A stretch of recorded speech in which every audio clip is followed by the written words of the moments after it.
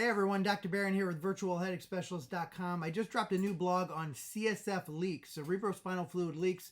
I'll leave the link in the feed. You can check it out. It's going to go through way more detail about all things that you need to know about CSF leaks. But this is something that we actually see a lot of. It many times goes undiagnosed, often can be called chronic migraine.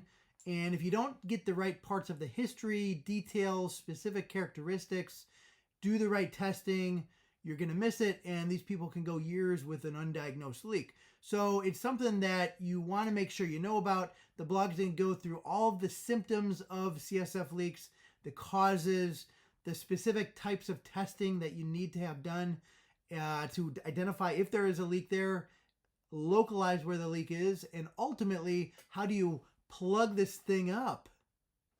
Imagine a tube of saran wrap with a ball at the top. Now imagine this is filled with water.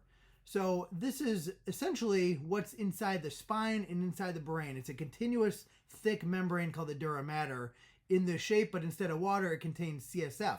So if you spring a leak in that, as the second bottom picture here shows, which I know my art is great. No, it's not a guy taking a piss, but this is CSF coming out of the spine.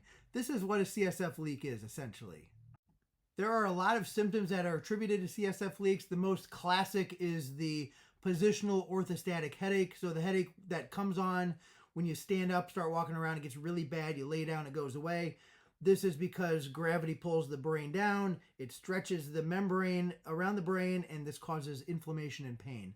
So this is the classic sign, this positional headache. 97% of patients have headache, but the key here is 3% of patients may not have a headache, and they can still have a leak. So you can see the number of symptoms here as we scroll down. This was from a large study that looked at the number of symptoms that patients report with CSF leaks. So check out the blog. This will go through a lot more detail that you can read through.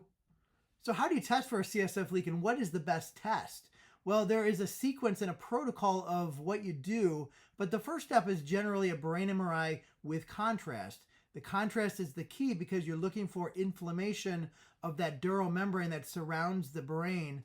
When the leak is there, the pressure of the spinal fluid is low, everything sags down, the brain, the spinal cord, and it stretches that membrane, gets it very inflamed and irritated. So this is partly what you look for in an MRI.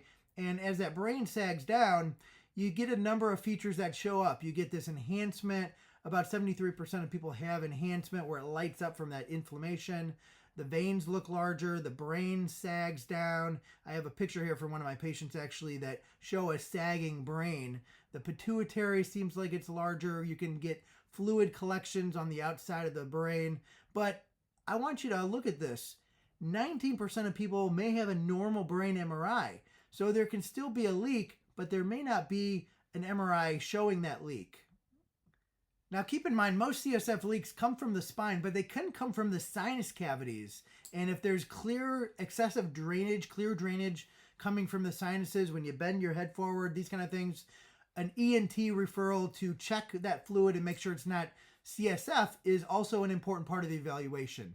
But assuming that's not the case, after the brain MRI, the next thing we usually do is a spine MRI.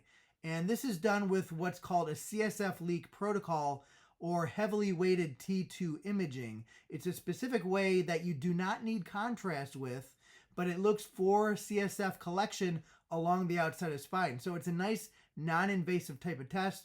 Depending on what that shows, the blog will kind of walk through the next steps, but there's CT myelograms, and then you get into more differentiated tests, more specialized tests, like something called the DSM test, digital subtraction myelogram.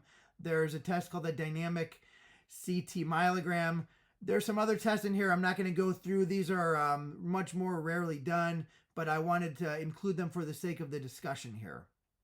Finally, how do you plug this hole? How do you seal the CSF leak? And I'll tell you, when you do, you often feel much better very quickly. It's amazing how quick the headaches get better and people feel good once the seal is there. So many times, if you have a known likely source of a leak, like you had an epidural or a spinal tap or something, and you have a leak after that, if you lay flat 12 to 24 hours, that usually can help with the body just self-sealing it. hydration, conservative measures, caffeine, these kind of things can help. When it doesn't seal up, we move to what's called a blood patch. This is where we take some of your blood and we inject it over the spinal area where the leak is suspected to possibly be. It doesn't go into the spine, but it goes outside. So the thinking is that it kind of seals up that little hole. And sometimes that has to be done a couple times. There's small blood patches, there's large volume blood patches.